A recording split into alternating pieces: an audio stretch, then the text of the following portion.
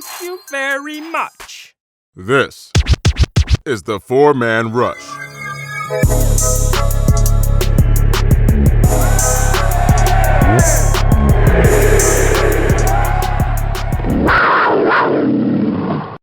Hello, Panther fans, and welcome to another podcast of the Four-Man Rush. I'm your host, Timmy V.O., here with Kevin and Will. And we're going to give you the first podcast after the end of the season, and we're going to talk about that new GM up in the building. And we're going to talk a little bit about the the scenarios that could possibly happen with Deshaun Watson. And we'll also talk about, not only the player personnel that would have to happen, but also his contract and the likelihood and, the long-term ramifications if we do. I mean, there's a whole bunch of stuff we can cover with that, man. But we're going to start with our new GM coming from the former Super Bowl champion, Seattle Seahawks, mind you, and see how he's going to fit into the scheme of things. And, just talk about Panther football, folks. You know how we do.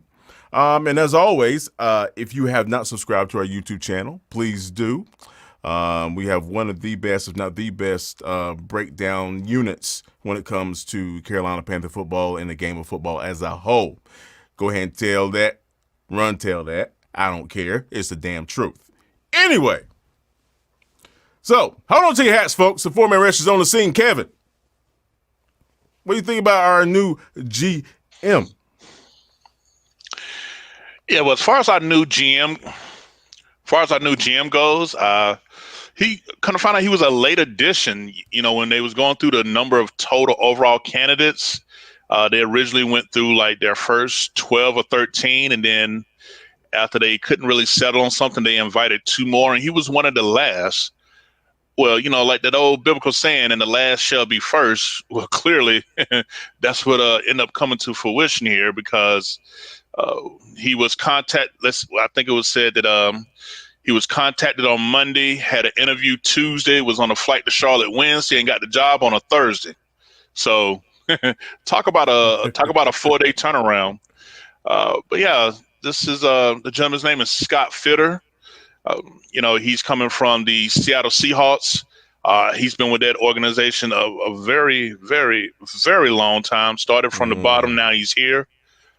He was someone that was there even before Pete Carroll got there. So that means he was there under the tutelage of former Seahawks coach Mike Holmgren as well. Started off as a scout and just made his way up the ranks. And he worked himself to be in position to where he was the assistant right underneath the GM, vice president of football operations. And the biggest attraction for him was not only his scouting background, which is something that Matt Rule had said that's what he wanted, while it was also saying that David Tepper wanted someone who was a little bit more analytical, which caused fans to think there was some sort of beef, which it really wasn't. It's just two people bouncing out, their opinions and ideas off each other, which is what happens in business. You're not supposed to always agree and have the same thing. You want to throw things out there and make your point. But yeah, with Scott Fitterer, we're getting someone who saw Pete Carroll come from successful coaching ranks at USC and build the program there in Seattle from the ground up. And I think that was one of the main points that made him a good fit, because with Matt Rule also coming from a successful college program from the ground up, Fitterer definitely, knows what it takes. And from the reviews and the comments made by, his employees, players, and, people around the league, it seemed like, we got a steal here. We got someone that's is not afraid to, tell it like it is, regardless of your position. I think it was even a story where during the interview, he put Mr. Tepper in check with some sort of quote. I don't know. I have to look it up. We do a roundabout of this, but he said something that Mr. Tepper said, and you got somebody quote from somewhere, and then Fitterer's like, but you got it from this guy. And then David Tepper just kind of had a chuckle and was like, you know what? You're right. I like that. you know. So even on the interview, you're not scared, saying tell the truth, even if it is the owner. You're not coming here to kiss ass. You coming here to, let them know that you qualified for the job. So I like that aspect of it. But just with his scouting background and his ability to have firsthand knowledge of seeing how, a college coach transition to an NFL coach, I think it's going to be very valuable experience that can be shared throughout everybody in the front office here. And, with Matt Rule already been established here, traditional people looking for GM roles kind of want their own guy. Well, it's good that this decision was made. And it seems like from what we read from others that it's going to be a good fit. So I'm definitely looking forward to watching this process take place. And I'm excited. I'm just glad we got it out the way. And, no more of them Hurney shenanigans. He done took that act up 85 and 95. Look like he's about to become next GM in Washington. So the Rivera Hurney show continues. So we know one thing: Washington going to nail their first round pick if they don't do nothing else. But anyway, I'm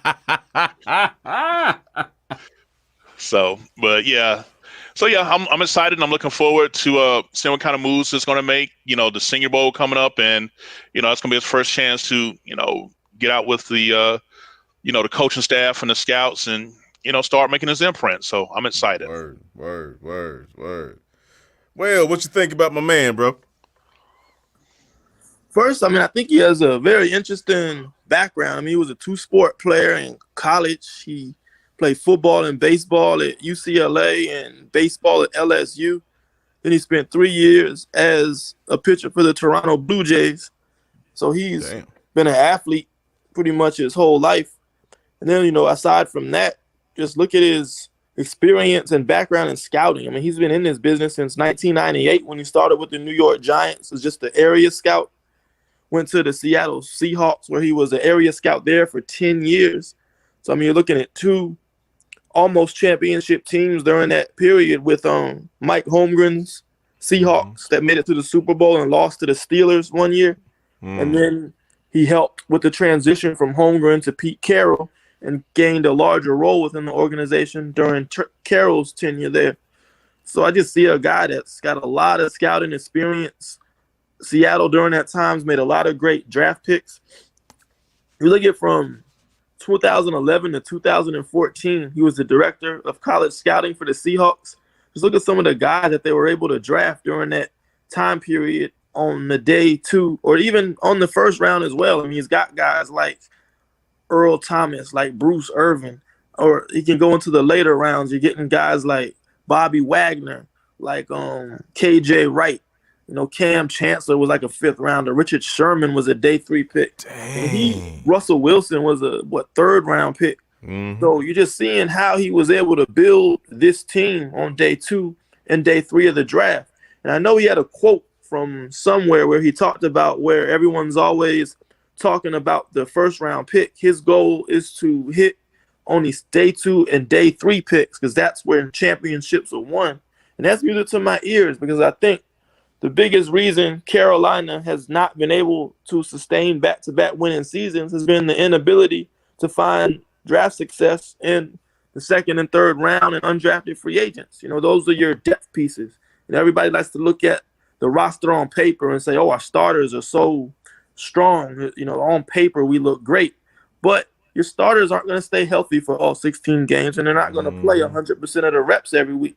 You have to have guys that can be able to step in for them when they go down, be able to spell them out and not lose performance when, they need a break or get that Gatorade on the sideline or maybe have to go in the blue tent. You want guys that can step in and give you quality reps. And that's what the day 2, the day 3, and the undrafted free agents will give you.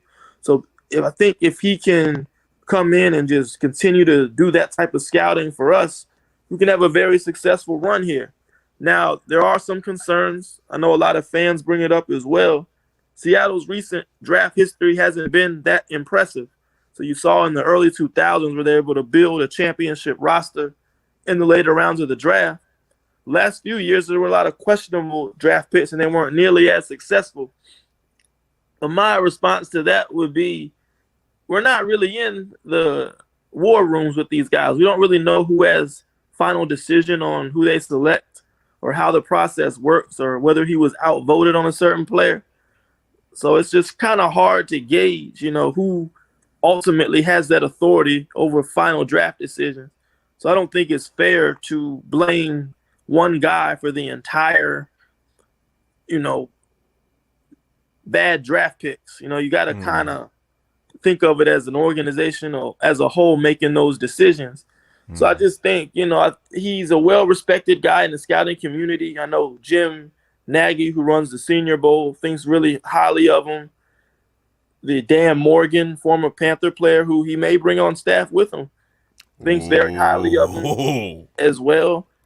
And everybody he's worked with just says he's a scouting junkie. He's very good at what he does. He works well with people, which was important considering Matt Rule's going to have his input as well. So I just think all those factors combined together made it a great fit with this organization. But what you just have to look at from what David Tepper's doing for this team that I think goes unnoticed. Look at how he's built this front office. Now you got Pat Fitterer as your GM, overseeing scouting, primarily a scouting guy and football operations guy. You got Samir Suleiman, who's your director of salary cap and player negotiations. So now these guys can focus exclusively on scouting and finding talent and just leave it up to Samir Suleiman to negotiate their contracts. They don't have to dip their hands in that aspect of the front office. So you're allowing them to do what they do best. And then below Scott Fitterer, now you got Pat Stewart still here, who has championship experience with New England Patriots and the Philadelphia Eagles. He's going to be your pro scouting guy.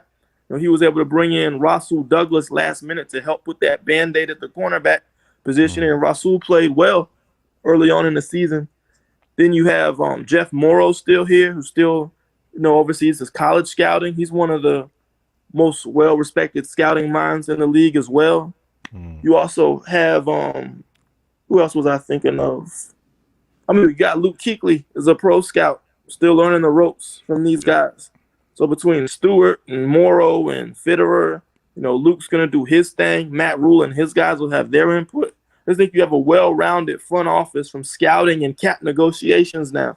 So it was just hard to – I know you don't want to project now and say that, you're not going to – we're going to be like the next Buffalo Bills or Indianapolis Colts in a few years and start seeing more consistently making the playoffs. But I think you're starting to see that foundation come together in the front office. Now they just have to execute their plan, get some talent in this building, develop it, and let's start to win some football games and sustain success. That would be lovely. Because as you guys mentioned, consistent success with this franchise, it's something we never had the luxury of having, really, man. It's it's sad. It really is. Because we've had some really, really talented teams and talented players who come through those doors, man, and we just couldn't keep it together, Herney. But, dude, folks, did you not hear who this man was behind in terms of drafting? Cam Chancellor, Russell Wilson. Those two guys basically were the catalyst of getting Seattle at least one of those Super Bowl rings. This is going to be awesome. It's going to be awesome. Yeah, and on top of that, Tim, you was talking about, consistent winning, and I hate saying it, but just let our fans not forget, out of 32 teams in the NFL, we're still the only franchise that's never had back-to-back winning seasons above 500. So for all that crap, we could talk about teams losing like the Jets, used to say the Browns, Jaguars. Any team that you want to pick on, they've done something that we have yet to do. So we came in the league the same year as the Jags. Right, exactly. So, to say that we've never had 2 seasons back-to-back with at least 9 wins, like, folks, what are y'all holding on to when it comes to, these changes? It's like mediocrity done been beaten to us so much that that it seems foreign to expect better, you know. But hey, I'm along for the ride, and I said it when Rue got hired around this time last year. He got the year 3 to start putting some results on the field. Like I said, the first 2 years, I know it's going to be a transition. Like I say, front office players and things of that nature. Obviously, the pandemic was thrown in to which could still possibly affect the upcoming off season. We don't know. That's true. How that's going to be. It could be the same way again. Depending on it, since we done, crossed over 400,000 dead now. So I mean, that's right. States locking back down. So shit, we could be looking at another virtual off season and all that stuff again. So we just gotta have patience, and trust this process. But we definitely got like Will say, I think we definitely got the right front office now to where everybody's not overly burdened, because for all the junk that we give Hurney, he was in charge of a lot because Mr. Richardson didn't, have a lot of staff. Hurney was in charge of not only scouting rookies, but pro and doing the contracts. Now the GM got 3 people below him that's going to be doing each one of those individually. So I just think it allowed, people to really focus on what they do best. Right. Accuracy, precision. Right. Ahead, you Will. talk about the Panthers have had no back-to-back winning seasons, but look at the people who they hire and what they're used to. I mean, Samir Suleiman is with Pittsburgh, who's probably one of the class organizations in not only football, sports, period. You got Pat Stewart comes from New England, and then Philadelphia, where he won a Super Bowl there. Now you're bringing a guy from Seattle who's made the playoffs 8 out of 9 of the last 9 seasons, and during that time span, their worst record was 9-7. So these guys that they're hiring and bringing in, they've had back-to-back winning seasons. They've won championships. They've done all of that.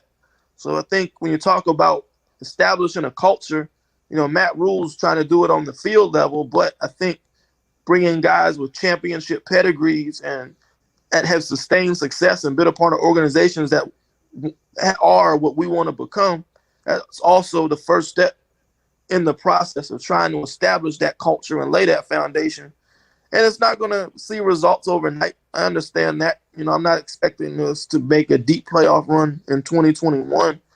But I think what I am looking forward to is just having a competent, well-rounded staff in place that can acquire and develop talent that will allow us to, once we get back to the playoffs, we're going to keep getting back. And we're going to keep getting there, keep making runs. We may lose a couple playoff games, but we're just going to give ourselves more and more of a chance, more cracks at the apple, and eventually one year we'll break through and finally get that ring.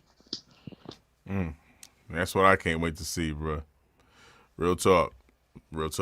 Now, I mean, now some people say that we don't have the pieces in place to make a strong playoff run, and apparently some people are willing, if they had anything to do with it, they're willing to trade the entire roster for one franchise quarterback. And guess who that is, folks? Now, don't get me wrong. Deshaun, Clemson standout, Houston Texans standout, mind you. The kid's he's a baller. He's a baller. We ran up into Houston. Was that last season? We ran up into Houston. Well, not actually. Now it's not last season. 2 seasons ago. Who was our quarterback? It wasn't Heineke. It was Kyle Allen. Kyle motherfucking Allen. And went in there and we gave Deshaun an L. Yeah. So and he gave J.J. Watt that juke move. Oh yeah. The up and under. Yes, sir. Ole. JJ like, what the so folks, I don't know if you guys have been on Twitter or social media as a whole. You probably have, considering the pandemic and all that other crap. There's a lot of Panther fans out there who think it'll be wise if this front office will try to trade. We'll talk about the scenarios out there, but they thought it'd be a wise idea to trade for one Deshaun Watson. What if they want to trade for? Well, we'll get into that. Will, I go to you first, man. Kev's gonna pull up some numbers for us, man, and then we're really gonna dive into this because, I mean, don't get me wrong, folks. Deshaun Watson is a stud.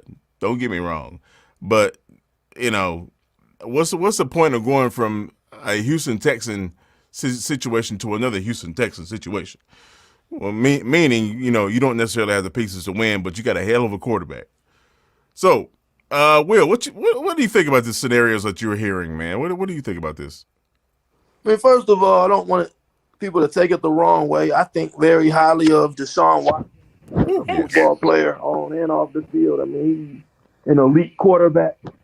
And I think the type of trade compensation that Houston will get, if that were to happen, will be unprecedented because of his skills and abilities.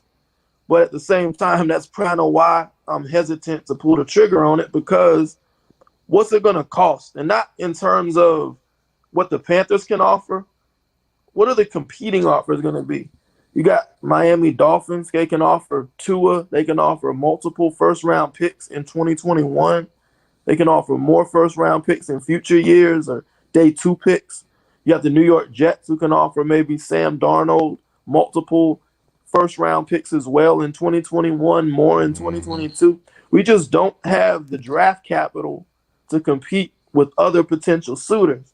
And to take it a step further, what would it take to compete with those teams? I mean, it's not these, Bleacher Report scenarios that said, oh, just throw in McCaffrey and Teddy in a first and voila, Houston's GM's going to accept that. I mean, you're talking about a GM that just came from the New England Patriots.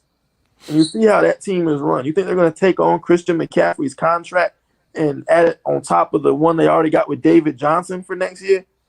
I mean, you think they're going to take on Teddy Bridgewater's $23 million contract instead of a rookie deal from Tua or Sam Darnold? You think they want our 8th pick when they can get a top 3 pick from Miami or a top 2 pick from the Jets? So you're going to really have to get creative, and it's going to require players like DJ Moore, like Brian Burns, like Jeremy Chin. And I don't think many fans want to get rid of those core pieces. So I just think the compensation package that Carolina would have to put together, one, will not be competitive enough to go against other teams. We lack the draft capital and assets to make such a trade. And 2, you're just not going to – it's not going to entice Houston. They got David Johnson. What do they need McCaffrey for? What would 2 running backs make them better? So, and I mean, you look at the New England Patriots, they don't pay running backs. That's what the GM they just hired. They usually run a running back by committee with a lot of guys on favorable contracts and different skill sets. So I just don't see how Carolina can be competitive in offering a package that makes sense for both sides.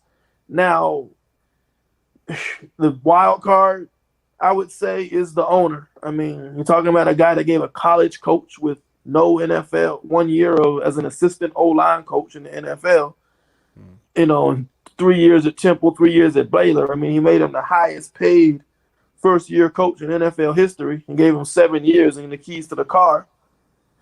So, I mean, he has a statue of brass balls on his desk. So, if I think the wild card is if David Tepper really, really wants Deshaun Watson, I'll never say never. It's always possible when he's in charge.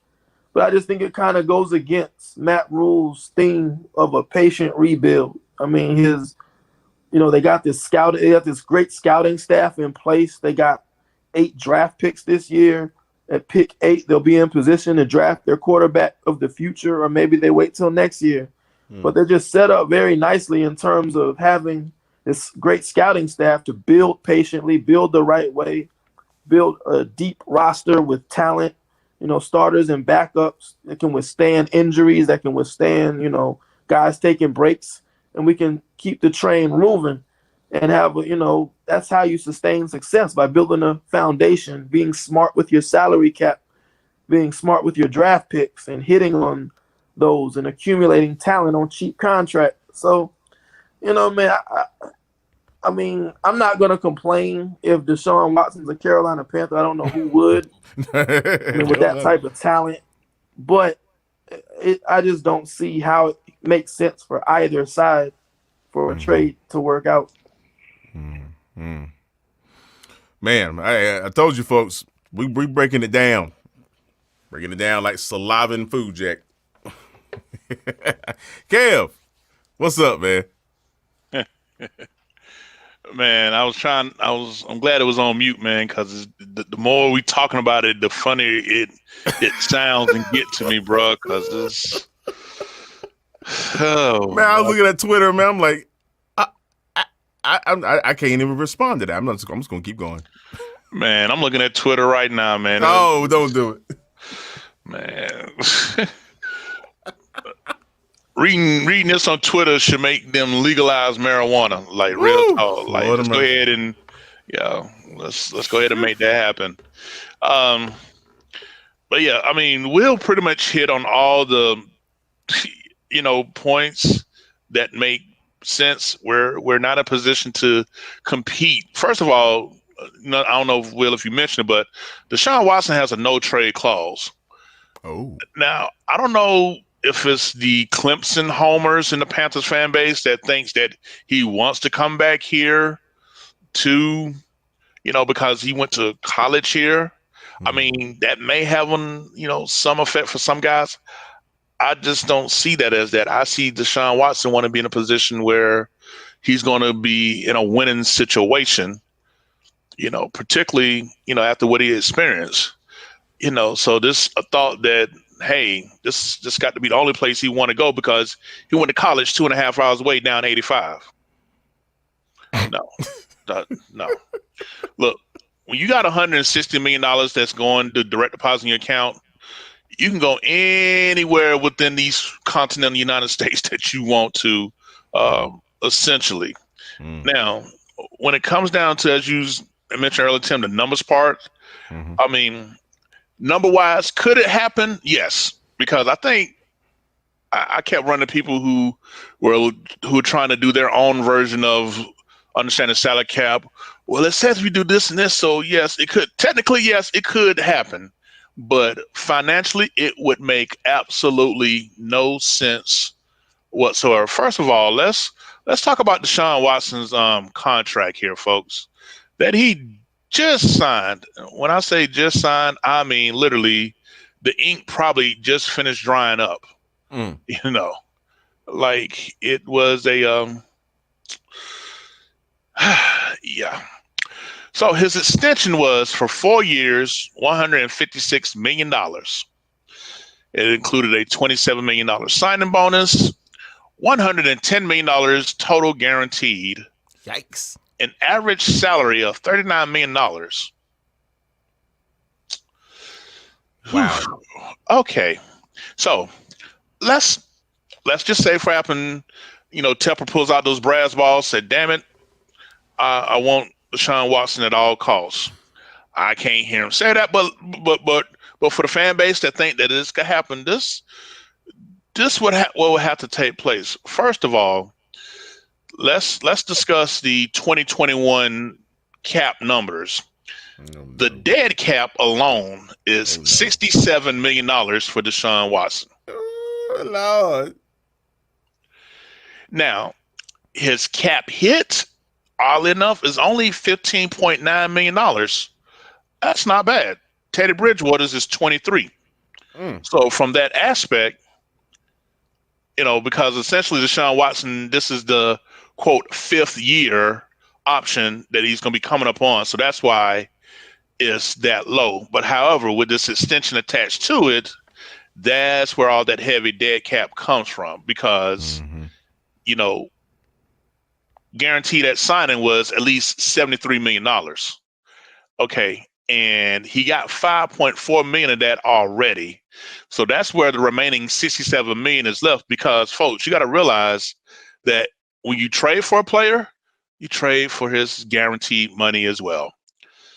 So let's take a look at what the cap hit would be for the remainder of this 4-year extension. So after 2021, so mind you, let's say we was able to get rid of Teddy's 23 in this deal. Let's just play along with the for the short bus here. But what So in 2022, Tim, make sure you let us loud and clear. The cap hit is $40.4 million. Come on, man. Now, Come on, man. We got some fans who would like to keep CMC here. Some want to trade him away. Let's just say CMC just for that reason happens to stay here. Guess who money also kicks in 2022 as well? Christian McCaffrey. So you got $40 million for your quarterback, and you're going to have about $21 million for your running back. So you're going to have about nearly one fifth of your salary cap just on two players alone right there. God almighty. Hold on. Let these numbers go up. No. But wait, there's more. There's more, folks. So that's 2022. 2023, the cap hit goes up. $42.4 million. Now, let's see who's supposed to be getting paid. Let's see. Brian Burns, because in 2022, we're not going to be able to keep DJ Moore. So buy DJ Moore, Yes, he's gone. He's gone. So now, we got, Brian Burns going his money. That's going to be easily 20 something million easily. Easy. Like Joey Bosa, Nick Bosa type money or whatever. Yeah. One of them Bosa, bro. Whoever was the older one. I think it's Nick. Bosas. Yeah. It's the one in Frisco, ain't it? Yeah, no, the one in with the Chargers. That's the older one. Okay. Yeah. But yeah, so that's what that number would be. Now, if you're thinking that, that's too much, well, there is an out. After the 2024 season, the dead cap would only be $5.4 million. But wait, why would you cut Deshaun Watson if you gave up all this draft capital to acquire him and end up losing out on key core players? So just off the numbers alone, is it doable? Yes. If you find a owner and a GM that's willing to absorb all of this, see, that's what places like what Will said makes sense. Teams like Miami and the New York Jets, they got the salary cap to be able to absorb and still maintain their players. We don't have that here in Carolina. You know what I'm saying? So, I mean, it's just the numbers. It could happen, yes, but does it make it worth it? Hell no. Not for a team that's rebuilding, that's gonna hit the reset button and let go all the franchise core players over the past year or so. So I mean, it just the numbers by itself, they are technically doable, but we're just pretty much bringing over Deshaun Watson to a team that's probably going to be worse off than the one he left from. And best believe his agent going to be looking at the same numbers that I just went and be like, bro, if I know you went to school there, but they don't have.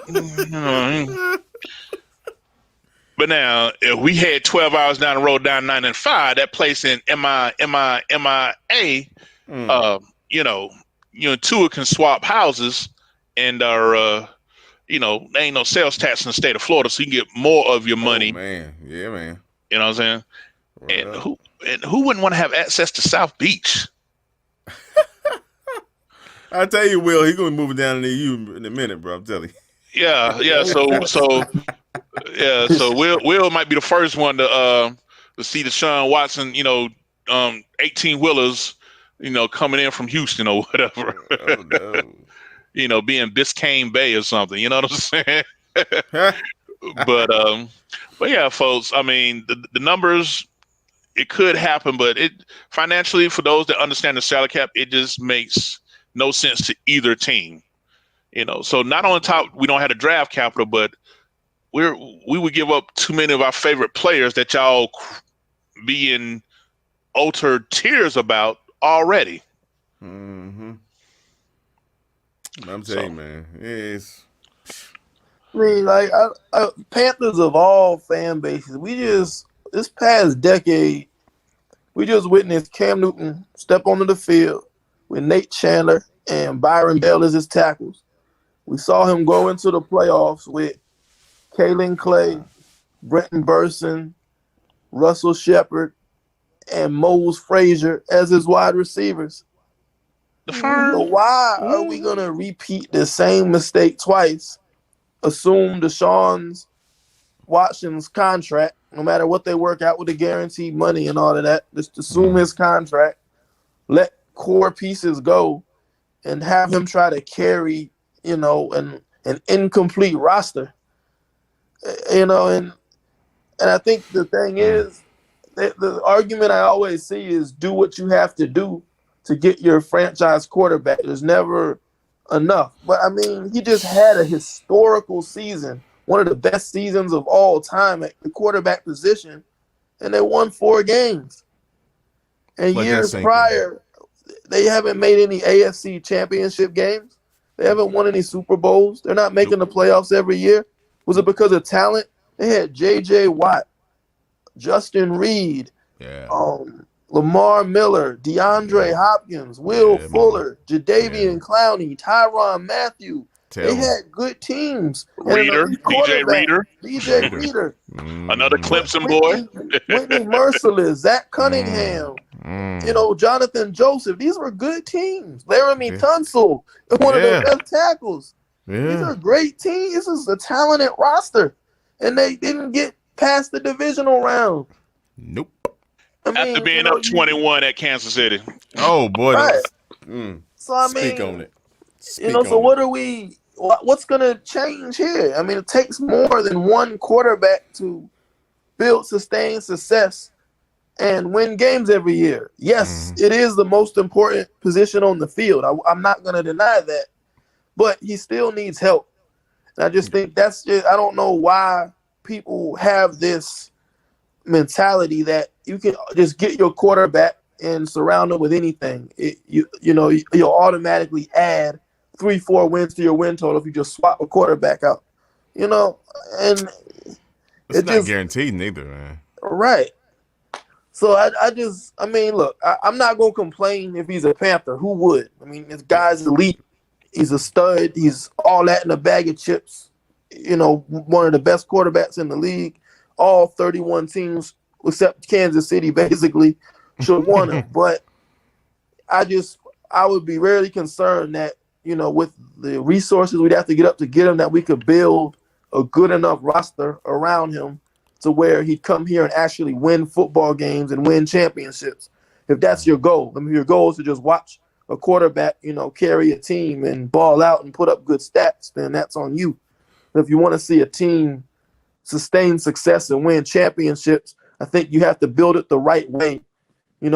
Draft your rookie quarterback, develop him, have that rookie contract, be smart with your salary cap. So while he's on that rookie contract, you can load your roster up, and add free agents at other positions to support your quarterback instead of having him have to carry the entire roster on his back. Man, bro. I hear you, Will. I wouldn't complain at all if we got Deshaun, just from a Deshaun point. But quite frankly, I wouldn't be excited about winning anytime soon. It'd be virtually impossible. On top of being virtually impossible to actually have a winning team around Deshaun, the numbers, bro. Folks, we do not want to put ourselves in a New Orleans position, because New Orleans is screwed for several years down the road, and they're about to lose their guy. And they're not going to be able to keep whoever they bring in at the quarterback. If Drew decides to retire, they're not going to be able to build around him for the next couple of years. Their cap situation is horrible, and quite frankly, why would we put ourselves in a situation where the Tampa Bay Bucks are going to be losing their best player, which is Tom Brady at this point? They're going to be losing him pretty soon. Drew Brees is going to be leaving pretty soon. Why in the world would we not want to build a stout foundation and just plug in a rookie or maybe a young QB along with a mean O-line, a badass running back, and a young defense that's clicking? It's best to build that core and just plug in a young quarterback and let him grow, you know what I'm saying, and maintain and sustain that system around him, as opposed to bringing in a badass quarterback and then trying to hope and beg to actually put pieces in place like we did Cam. I mean, there's no reason in the world we shouldn't have went to consecutive playoffs with Cam Newton if we would have built smartly, if we would have built the O-line and actually got him some help, man. I don't see why we should do that with Deshaun too and break the bank to do it, not to win games. But people want what they want. Yeah, it would be nice if our fan base had the same energy to, rebuild our in the trenches. Like, oh my God, you give me an elite O line and an elite D line, and give me average everywhere else. Watch me work. Watch it. I'm telling you, folks. It's done. I mean, it's going to happen so many times. Yeah. Yeah. How many starting offensive linemen do we currently have under contract? One. And that's an option year. Yeah. Our center, right? Yeah, Matt Paradis. Yeah. They pick up his option. Yeah, they're going to have to. I've had a few people be like, well, we could cut Paradis. That would give us some more salary. Okay, so you're going to create a hole. Come on, man. That you don't really need, man. Like the stuff that I get in my inbox at weird times in the morning, like, I don't know why y'all not sleep 2 or 3 o'clock in the morning. Like, I wake up to go use the bathroom, and I just look at my phone, and I see inbox messages. I mean, people got these paragraphs on what they think the Panthers should do. Like, bro, is this what's on your mind at 4 o'clock? Really? But nah, man. I respect that though, man. They're looking out. What does Kevin think? I mean, don't get me wrong. I'm not saying it like in an arrogant way, but it's just like, what the bro, it's 4 o'clock in the morning. I mean, I get up and get an early hustle. Who the fuck is this? Paging me at 5:46 in the morning. Oh, my bad. Had a biggie moment right there. Man. But I mean, it just look. Paradis had a nice, strong bounce back year. Yeah, he had a couple of goofy ass what the hell moments, but you hardly heard people, and y'all could correct me if I'm wrong. Like, they was dragging this man the 2019 season. You hardly heard people mention a peep about Paradis this year, right?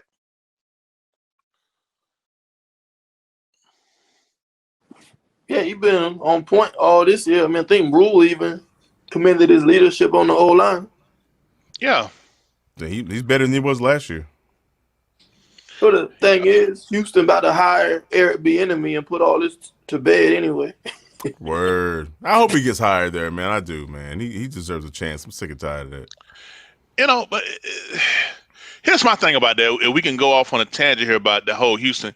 With that type of ownership, like, the only fact that he's being run is almost like, okay, we really didn't want you the first time around. But to keep this quarterback here that we like, we're going to bring you in and hire you anyway. It's like, are you really hiring me because you want me here? Because I think I shared with you guys in the chat, it was one person that they begged, who turned them down originally, that they begged for a second interview to come back. Are you serious? Yeah. And I'm like Houston, for me, that's just a toxic situation. I mean, don't get me wrong. I would love for Eric Bieniemy to get a job, but damn, put me in toxic hell, though. I ain't got no first round pick for the next couple of years because of these. You know what I'm saying? Like, he better get similar to a Matt Rule deal, like a good 6-7 years, because you're gonna need more than the traditional 5 years that most coaches get to straighten that out, bro. Absolutely. Like, you can have all the S's and O's in the world, but if you ain't got that front office and if you ain't got the draft capital and things of that nature, I mean, it ain't gonna work out. Right. What really happened is that new GM, Casario, they just hired, trying to clean up the mess. The owner left him, so now he's trying to, rebuild the bridges and make amends with all the people the owner turned his back to. Trying to convince him, look, things are changing, that I'm here now. That's the past. We'll see how successful he is. But I do think if just look at their roster. If you can just get a coach that can lead men and keep the owner away from it. I mean, they have some good players, but I mean, culture there just needs to be fixed. And I think that's something Eric Bieniemy can fix. If they hire Eric Bieniemy, back to our topic, I think it's a guarantee probably Deshaun Watson stays because that's the guy he wanted. Exactly. Right. And again, I hope that's a scenario. I mean, Deshaun is a stud. Love the guy, but damn, bro, I want consistency, and we need to build for that. Yeah, man, you got 4 quarterbacks in this draft that got talent to be franchise guys. Mm-hmm. And who's to say, we don't get an elite position player at pick 8? Why, we can get a quarterback in 2022. I mean, people act like this is the only draft for the next 25 years where there'll be a quarterback. I mean, exactly. We can take our time and find the right guy. You just don't draft a quarterback to draft a quarterback or just dump your whole roster to go get a quarterback now. Mm-hmm. Everybody, it's like everybody got that December or that Black Friday birthday, a birthday not till March, and y'all want it now.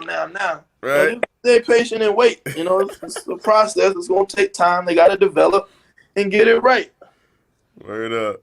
It's like Panther fans are like Black Friday, and they standing outside of the Walmart ready for it to open. Right. Knowing damn good well you can go after Christmas and get it cheaper. Right. Calm down. Yeah, wait till April. You may get your quarterback this April. You may get him next April. But, I mean, I'm sure Matt Rule and his staff, they're going to watch enough film on the quarterbacks they got on the roster, and they'll make the right decision. Right on. Till then, calm down. And don't make that bet either. I saw Deshaun Watson was the odds-on favorite the Panthers were the odds-on favorite to land Deshaun Watson. Man. They know y'all some goofies, and they going to make some money off you guys. They know y'all some damn... Man. Exactly. They see y'all on Twitter going crazy. They see it. You made Deshaun Watson of Carolina trending. You did all of these photoshops and jersey swaps. They're saying, oh, man, we can make some money off Panther fans. Let's put the odds here and help generate some revenue because we know we're not going to pay that bet out. That's the odds. Offshore odds like that aren't, all they're doing to do is generate revenue. They're trying to adjust them so they can make money off y'all. They're not, reflective of what's actually going to happen. Keep your money in your pocket. Don't make that bet. Exactly. Word. Man, get out your fields, folks. Get out your fields. It was all a dream. It sure was. Hopefully. Oh man, God, man, if we can just get this O line right, bro, I see good things coming for us in the future, man. I really do. But yeah, man, I just want to develop a young quarterback and give him what he needs to succeed, which is, good weapons and an O line and a defense. Mm-hmm. Let's keep our draft picks and let's build this thing up. We don't have to shortcut it. Right on. Word. Yeah, leave this thing in the crock pot. Stop trying to throw this team in the damn microwave and stuff. Right. That's why I be all dry and stuff, man. Like, it worked for the Eagles, but look at them now. Oh, bro. Yikes. That's a scenario. All right, gentlemen. Any parting shots? Don't make that bet. Keep your money in your damn pocket. Don't make that bet, man. Let it go, man. Trying to take advantage of you. Yeah, that is not what you need to use your stimulus money for. Do not make that bet. Hell no. And I put the 600 on the Panthers getting the you what? Whack, whack, whack, whack. Man. I guess my parting shot, I always thank all of our 4-Man Rush fans. And, y'all probably saw it on some of our social media accounts. Individually, we got some in the works, folks. So just definitely stay tuned. We're grinding behind the scenes. We're gonna shake up social media with what we got coming down the pipe here. So just stay tuned and follow with us, and you know, we gonna let everybody know that we've arrived, and we are forced to contend with when it comes to providing you with in-depth, accurate, logical Panther content, and not just Panther, but football content in general. So just Exactly. just stay tuned. Put it in perspective, we got an actual DB coach doing DB breakdowns. Let that sink in, folks. It's real. Y'all thought this was a game. You think it's a game?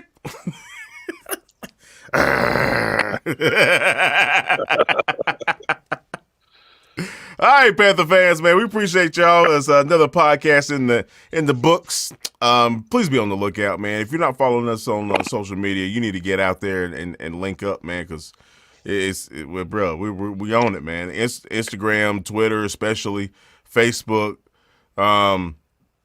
YouTube, man. We're gonna have some videos coming out, especially when it gets closer to the draft and the combine, things of that nature. After the Senior Bowl, and speaking of which, next week when we have our podcast, I think we're going to be breaking down players.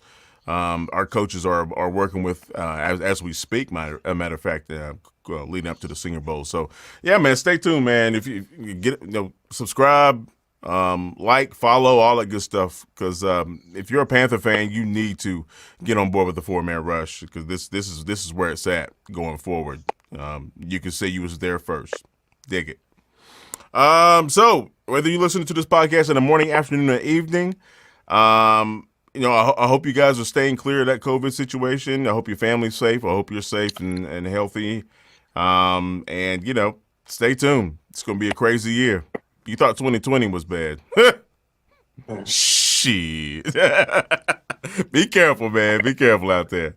In behalf of Kevin, Will, and myself, we appreciate y'all, man. And as always, keep pounding. And that's a damn clear. That was fun. Yeah, man. Yeah. Nice little. I'm just taking time to really let it breathe. So baby, just chill. Yeah. She love it. We out in public and we can just chill with my partners, and we can go back to my crib and just chill under covers and do we call me and you lovers. The 4-Man Rush is brought to you by the love and respect of and for the Carolina Panthers and Carolina Panther fans everywhere. Keep pounding. The 4-Man Rush is a non-affiliate of the Carolina Panther organization. All thoughts, assessments, and content of this podcast is directly related to the 4-Man Rush exclusively. Thank you.